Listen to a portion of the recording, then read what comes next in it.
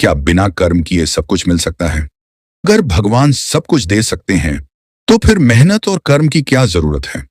क्या केवल प्रार्थना करके जीवन की हर सफलता पाई जा सकती है? शिव पुराण इस भ्रम को बहुत स्पष्ट तरीके से दूर करता है। दोस्तों, कई लोग सोचते हैं कि यदि वे पूजा पाठ करते रहेंगे, तो बिना प्रयास किए भी उन्हें सफलता, धन और सुख प्राप्त हो जाएगा। लेकिन क्या वास्तव में ऐसा संभव है?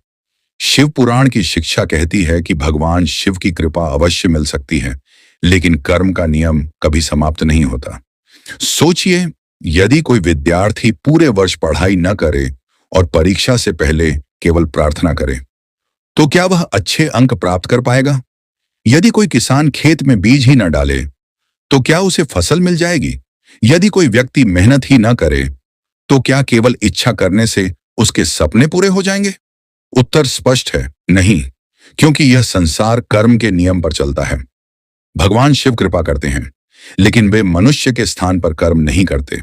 भक्ति हमें शक्ति देती है, सही मार्ग दिखाती है, मुश्किल समय में धैर्य देती है, लेकिन उस मार्ग पर चलना हमें स्वयं पड़ता है।